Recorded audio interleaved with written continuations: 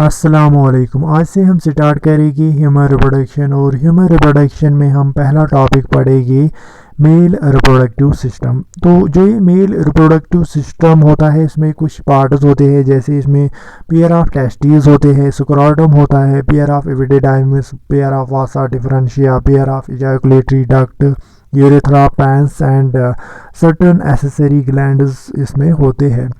तो इसमें जो पहला पार्ट है वो है टेस्टिस। तो चलिए टेस्टिस हम डिटेल में पढ़ेंगे। तो टेस्टिस क्या होते हैं? ये सॉफ्ट पिंकिश ओवल ऑर्गन्स होते हैं। इनकी लेंथ 4 to 5 सेंटीमीटर होती है, 2.5 सेंटीमीटर इनकी विड्थ होती है और 3 सेंटीमीटर इनकी थिकनेस होती है। ये लेंथ विड्थ थिकनेस उतना इम्पॉर्टेंट नहीं है यहाँ पे। दूसरा पॉइंट है testis are situated outside the abdominal cavity within a pouch called scrotum. मतलब ये आउटसाइड द एब्डोमिनल कैविटी के बाहर होते हैं बिटवीन टू लेग्स, और एक मस्कुलर पाउच में ये होते हैं, उसको बोलते हैं स्क्रोटम। तीसरा पॉइंट है the main function of scrotum is that it helps in maintaining the temperature 2 to 2.5 degree Celsius of testes lower than body temperature which is necessary for spermatogenesis। मतलब इनका जो मेन फंक्शन होता है, scrotum का main function होता है, ये maintain रखता है टेम्परेचर 2 to 2.5 डिग्री सेल्सियस, जो बॉडी टेम्परेचर से कम होता है, जो नेसेसरी होता है किसके लिए? स्पर्मेटोजेनेसिस के लिए, formation of sperm. Next point है a testis is enclosed in a dense fibrous coat called tunica albuginea. Outside this layer there is tunica vaginalis। मतलब टेस्टिस जो होते हैं ये एक डेनस फिब्रस कोट से एनक्लोज होते हैं, उसको बोलते हैं टूनिका एल्बुजिनिया। और उस टूनिका एल्बुजिनिया के आउटसाइड और एक लेयर होता है, दैट इज टूनिका वैजिनालिस। मतलब टूनिका वैजिनालिस आउटर लेयर होता है। अब है next point the testis has about 250 compartments called testicular lobules. मतलब जो ये टेस्टिस होते हैं इंटरनली इनमें 250 कंपार्टमेंट्स होते हैं, उनको बोलते हैं टेस्टिकुलर लोब्यूल्स, जो हम डायग्राम में देखेंगे। Each lobule contains 1 to 3 seminiferous tubules from which sperm are। एक जो lobule होता है, टेस्टिकुलर लोब्यूल होता है, उसमें 1 to 3 seminiferous tubules पाए जाते हैं, जो जहाँ से sperm एक्चुअली बनता है। Seminiferous tubules are lined with two types of cells which are male germ cells and Sertoli or no cell। मतलब ये सेमिनिफेरस ट्यूब्यूल्स होते हैं, ये लाइनड होते हैं with two types of cells होती है। इसमें एक होता है मेल जर्म सेल्स और दूसरा होते हैं सर्टोली सेल्स और नो सेल्स। अब हम देखते हैं इनकी फंक्शन क्या है। मेल जर्म सेल्स में मियोटिक सेल डिवीजन होता है और ये प्रोड्यूस करते हैं स्पर्म, वाइल जो सर्टोली और नर्व सेल्स होते हैं ये प्रोवाइड करते हैं न्यूट्रिशन जर्म सेल्स को in order to produce sperm.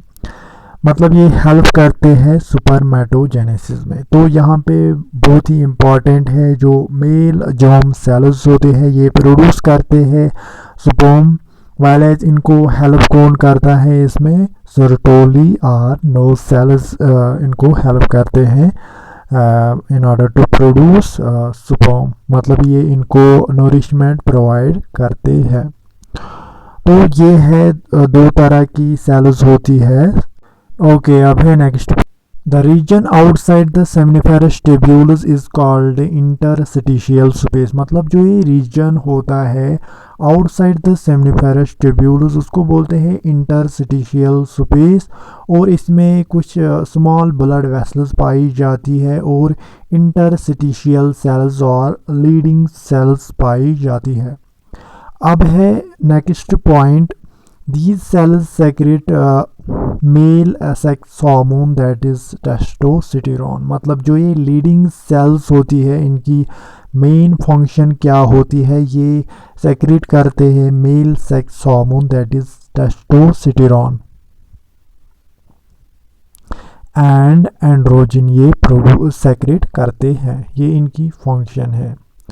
अब है next, seminiferous tubules open into vasa efferentia through rete testis. मतलब जो ये सेमनिफेरस ट्यूब्यूल्स होते हैं ये ओपन होते हैं किसमें, वासा एफरेंशिया में।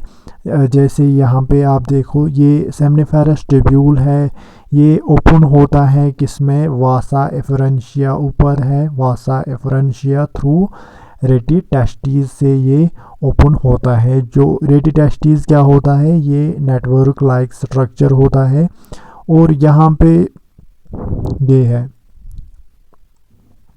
रेटिटेस्टिस और ये है वासा एफरेंशिया।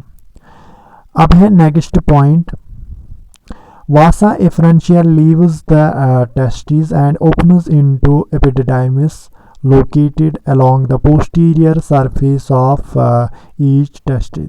मतलब जो ये वासा एफरेंशिया होता है ये निकलता है टेस्टिस से बाहर और ये ओपन होता है किसमें, एपिडिडाइमिस। जैसे यहाँ पे वासा एफरेंशिया है, ये निकलता है बाहर टेस्टिस से और ये ओपन होता है एपिडिडाइमिस से।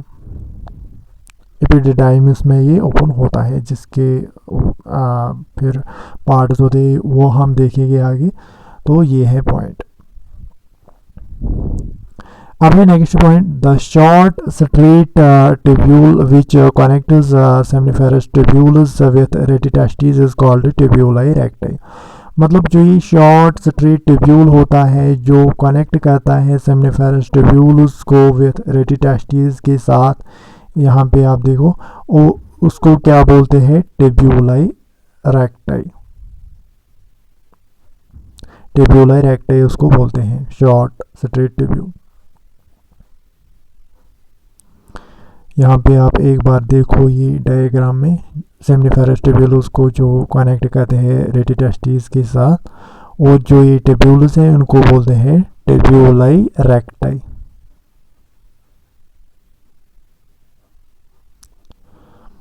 यहाँ पे लिखा है ऊपर ट्यूब्यूलाई रेक्टाई।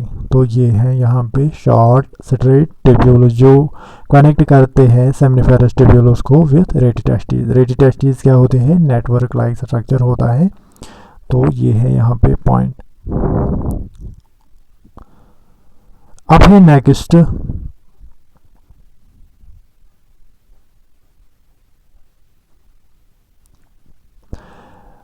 नेक्स्ट पॉइंट क्या है, the epididymis leads to vasa differentia that ascends to the abdomen and loops over the urinary bladder. Vasa efferentia are lined by pseudostratified epithelium, many cells of which bear cilia to aid or help sperm transport। मतलब जो ये epididymis होता है ये किस में open होता है, फिर वासा डिफरेंशिया में, जो लूप करता है अराउंड द एब्डोमेन और फिर वो ओपन होता है यूरेथ्रा में। जैसे यहाँ पे है ये एपिडिडाइमिस, इसके दो पार्ट्स होते हैं, caput epididymis that is head part and cauda epididymis that is tail part.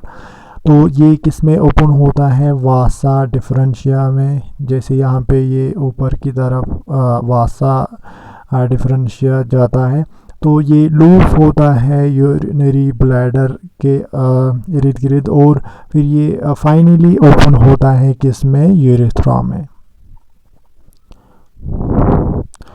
तो ये फिर फाइनली ओपन होता है यूरेथ्रा में। तो ये यहाँ पे है एपिडिडाइमिस जो ओपन होता है किसमें, वासा डिफरेंशिया में, और वासा डिफरेंशिया फिर ओपन होता है किसमें, फाइनली किसमें चला जाता है, यूरेथ्रा में। तो ये है यहाँ पे ये डायग्राम आपको समझना है। अब है नेक्स्ट, जैसे यहाँ पे है गुबर्निकुलम है। गुबर्निकुलम इसकी फंक्शन क्या होती है, ये मेंटेन रखता है पोजीशन टेस्टिस की, और भी कुछ पार्ट्स मैंने दिखाए जैसे ट्यूनिका एल्बुजिनिया जो फिब्रस कोट होता है इसमें, और इसके ऊपर और एक लेयर होता है दैट इज़ ट्यूनिका वाजिनालिस। और यहाँ पे मैंने दिखाया है सेमनिफेरस ट्यूब्यूल्स भी होते हैं इसमें। सेमनिफेरस ट्यूब्यूल्स और टेस्टिकुलर लोब्यूल्स, जैसे यहाँ पे मैंने दिखाया टेस्टिकुलर लोब्यूल्स कितने होते हैं इसमें 250 compartments, that is testicular lobules. और हर एक लोब्यूल में 1 to 3 सेमनिफेरस ट्यूब्यूल्स पाए जाते हैं, दैट इज़ इट। और यहाँ पे ये एपिडिडाइमिस है, इसके दो पार्ट्स होते हैं, caput epididymis and coda epididymis, that is head part and tell part. तो ये है मेल रिप्रोडक्टिव सिस्टम की डायग्राम, और इसमें हमने टेस्टीज भी देखे इंटरनली क्या क्या होता है टेस्टीज में। अब है नेक्स्ट पॉइंट, जो ये वासा डिफरेंस होता है ये रिसीव करता है ducts from seminal vesicles and opens into urethra as the ejaculatory duct. मतलब इसमें कुछ सेमाइनल वेसिकल्स के डक्ट ओपन होते हैं, और ये ओपन होता है किसमें, यूरेथ्रा में, एज एजैकुलेटरी डक्ट ये बनाता है। एजैकुलेटरी डक्ट क्या होता है, ये 2 centimetre long thin wall tube होता है जो पास होता है through the prostate gland and open होता है किसमें, यूरेथ्रा में।